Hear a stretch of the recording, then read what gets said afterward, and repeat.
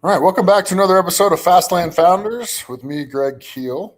I'm here with a really exciting entrepreneur today. His name is Jeff, and we're going to learn all about what he's done and what he's doing and how the world is going to change. So, welcome, Jeff. Thank you, Greg. Appreciate you having me. Absolutely. So, why don't you tell us a little bit about yourself? Kind of where'd you come from? Where'd you grow up? Where'd you go to school? And what brought you into the world of being an entrepreneur? Yeah, absolutely. So, I grew up in the Pittsburgh area a long time ago. Left there after high school to go to pursue an engineering degree. I went to got my undergrad at a company called or an organization called Rensselaer RPI. And my first job out of college, I had three job opportunities out of college. One was in Connecticut at a ball bearing manufacturer. One was in the balmy city of Buffalo, and the third option was sunny Southern California. So it really wasn't much of a choice. So I started in the semiconductor capital equipment industry, and I've been in and around the technology space for the last 33 years. In terms of how I kind of got my start, it really comes down to my family ties. I grew up surrounded by entrepreneurs. My late grandmother was an owner of a clothing store way back when women entrepreneurs weren't really a thing. Both of my grandfathers owned their respective businesses, one in the construction space, one in the industrial automation space. And just kind of seeing that, my mother owns, until this day, continues to own her own travel agency, and seeing, each of those people in their environment and kind of just being around the entrepreneurial spirit kind of planted the seed. It took a few years to germinate, but ultimately it did. And I've started and run a number of companies in my career, including my current one. Nice. So let's hear about your current company. What are you working on, and what does it do? Yeah, so my current company is called New Logic, and we are all about helping small, mid-sized businesses, generally in the $5 to $100 million range, build AI into the way their company operates, how they manage it, how they execute it, not as a bolted-on tool, but really integrated into the fabric of their organization. And what do I mean by that? So I'm a scaling up certified coach. I've got lots of experience in EOS, Business Made Simple, and basically I've taken those operating platforms as just that, operating platforms, and integrated in such a way that allows those platforms to really shine with some AI assistance. And so, I think what ultimately makes me different, aside from how we go to market, is there's a lot of coaches out there that know strategy. A few know about AI. We're fortunate that we know both. And that's kind of where we live, is the intersection of operating and technology. Nice. So what kind of customers are you currently serving and looking to serve? Yeah, absolutely. So our current customers are generally family-owned, founder-led. Of course, we've got a number of clients that are hired CEOs, but by and large, they tend to be smaller organizations. They tend to outsource IT, and they all share a common trait in that they know they need to do something with AI. They all want to grow and scale their business. They're just not exactly sure how. And fundamentally, what we do is go in and help them unlock the how. And I should say from the outset, just given my experience of running a number of companies, I am not a believer in technology for the sake of technology. It's got to serve a business purpose. It's got to deliver an ROI. And so as we work with our clients, that is the kind of the mindset. And in fact, so much so that we guarantee, if we make a recommendation of, do X, Y, and Z that leverages AI coupled with some operating principles, we'll put together an ROI with that. And if they don't achieve that ROI, they don't pay us. Simple as that. Nice. So when you go into a company, how does the leadership of that company, how do they react, and how is their life different once you've implemented these tools? Yeah, great question. So it is typically that, especially in founder-led companies, that they were the chief cook, bottle washer. I've been there. I understand it. Everything revolved around them, and they found success in the market because they were passionate. They cared. They worked 60, 80 hours a week, and through largely brute force, they found success. Well, the problem with that is, as the company continues to grow and scale, one of two things happen. Either growth stalls, or the founder just gets so burnt out that they put up their hands and the thing falls apart. And so what we're trying to do ultimately is help the founder be transition from founder to CEO, to help them understand what that transition means, first of all, but then more importantly, give them some tools, both operating principles and tools like a scaling up, coupled with technology like AI, to allow them to feel like they're still in control of the business, even though they're not necessarily making all of the decisions all the time. And ultimately, it frees them up to be a better leader and visionary ultimately in the company, rather than having to answer every single email, every single question that comes in. Nice. So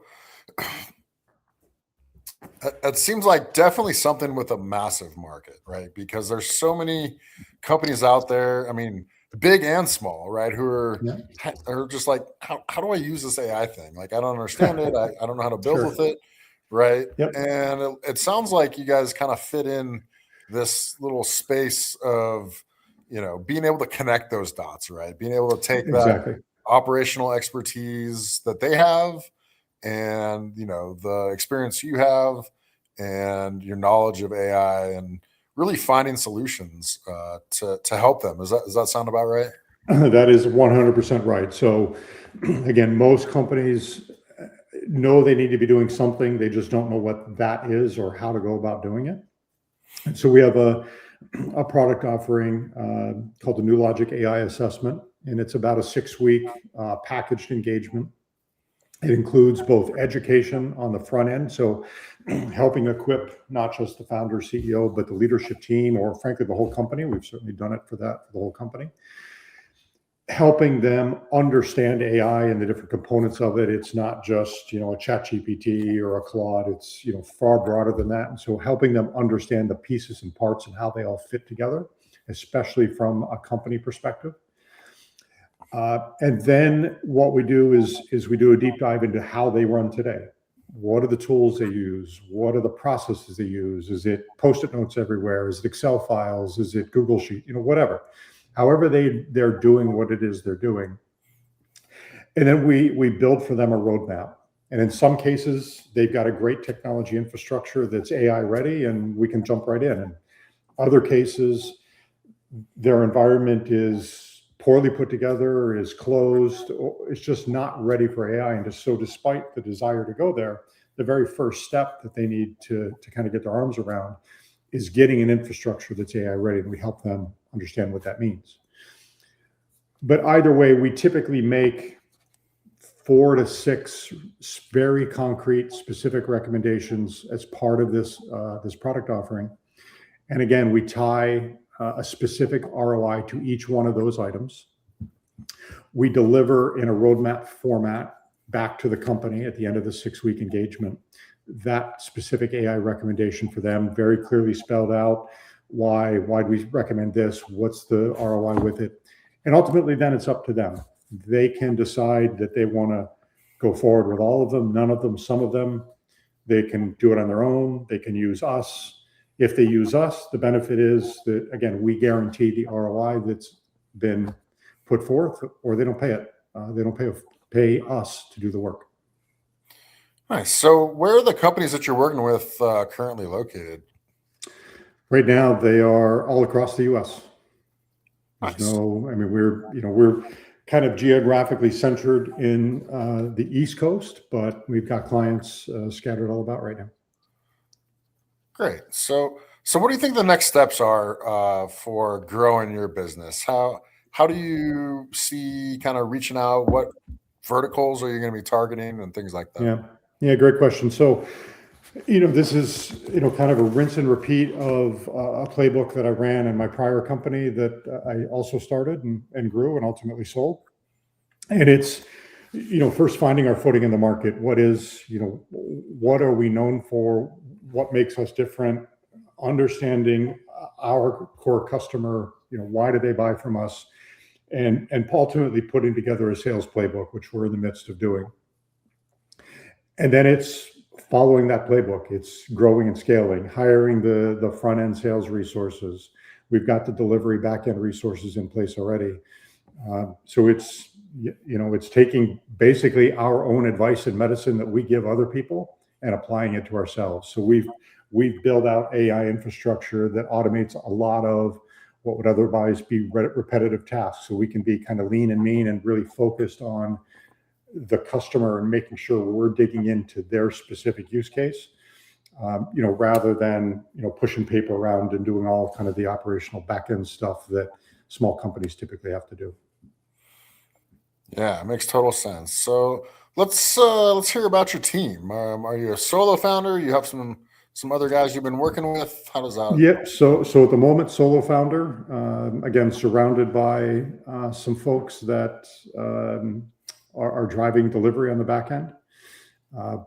But again, just as I started my last company, I was solo founder for a number of years. Kind of got the infrastructure in place, and then began hiring the team. And started with, somebody in my last organization that really could drive the operational side of the business.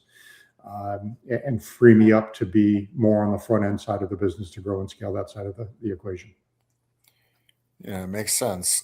So having kind of done this playbook before, what did you do differently this time around, or what did you do the same in this company Yeah. that you learned from your previous experiences? I'd say the biggest thing that I've really paid attention to this time is really truly understanding my core customer. Who is it? What are the personas of the individuals? Why do they buy? Why do they care?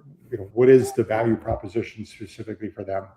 I think in my last company, I started with an idea. I thought, there was this nebulous idea in a market that would take my background and kind of combine it, and suddenly everybody would show up and knock on the door. But I didn't get as specific as I needed to in understanding who specifically is going to buy. Why do they want to buy? What about them? And it took me several iterations and some hard lessons along the way, frankly, to kind of get to that point. But once we got there, it took off very quickly. And so I'm trying to short circuit that process now by really, again, truly understanding who is buying from us and why, and then build from there. Nice. So, let's say you are able to, use go to market and get spread across the country. What do you think the world looks like for the companies 3 years from now who use you? Yeah. So I would like to think, well, I guess let me answer that by saying that there's this big push out there, especially in larger companies, to deploy these massive AI infrastructures to cut costs being people. I fundamentally believe that is the wrong approach and is not sustainable long term. And the reason I say that is, at the end of the day, people buy from people. And it's all about the experience. If you think about the most successful companies out there in the world today, it is not because of necessarily the product or whatever. It's the experience that their customers have in interacting with that organization. And I believe that the large organizations that are going all about cutting people for the sake of AI are going to lose the personal aspect that their customers desire. So, long-winded way of ultimately answering your question, and that is, I believe that our customers are going to be better positioned to grow and succeed in the market because they're people who've been freed up from doing ordinary mundane tasks and or having speed to make decisions quicker, to allow those people time to better connect with their customer and to better understand their customer and to better serve their customer, which in turn has a compounding effect into the customer ultimately wants to buy more of the goods and services that organization buys relative to the competitor that doesn't spend as much time getting to know them and understanding them. Absolutely. And, I think you definitely have a good grasp of where the world's going and have a really good kind of model for how to take these average, everyday, legacy type businesses and really jumpstart their evolution into this new world, right? So what kind of advice do you have for founders, less experienced, younger? Yes, Roxy, she hears a dog. What kind of experience? What kind of advice do you have for younger founders? Yeah, I think it is paramount that you admit that you don't know everything, that it's okay you don't know, you don't have all the answers. Nobody has all the answers. I don't care how experienced you are. I don't care, how many companies you started, grown, and been successful. I've done this a number of times, and I learn every day. And so as a result, my advice is to surround yourself with people, and that could be by hiring people. It could be being part of peer groups, getting a coach, whatever it might be, but be okay not knowing all the answers, and just be humble about it. I think those are the types of leaders that ultimately win in the marketplace, because people are attracted to those sorts of people, both employees as well as customers. Yeah, absolutely. So where are you guys at in your company right now? Are you raising capital? Are you purely using GTM to spread across the country? Kind of where are you guys at? Yeah, so right now I'm self-funding. I guess I'm fortunate in that, given my previous exits, I'm fortunate enough to be able to do this on my own. So at the moment, purely self-funded, and trying to invest every penny that we generate back into the company, and just continuing to feed the engine, which is so far working. Nice. Well, this was actually a pretty quick episode because you understand yourself and your business so well that we didn't have to dig and probe too deeply. So, Okay. yeah, I'm super stoked. That was a really good conversation. I'm loving what you're doing and excited to see where you go and where all the companies that you help go. And that's my excitement for the day. All right, Greg. Well, listen, I really appreciate the invitation, the opportunity to be on here, and would welcome the opportunity to do so in the future. Awesome. Well, that concludes this episode of Fastlane Founders. We're here multiple times a week, meeting the coolest and most awesome founders that are in the country today, and we're going to continue following their journeys. Thanks for joining us.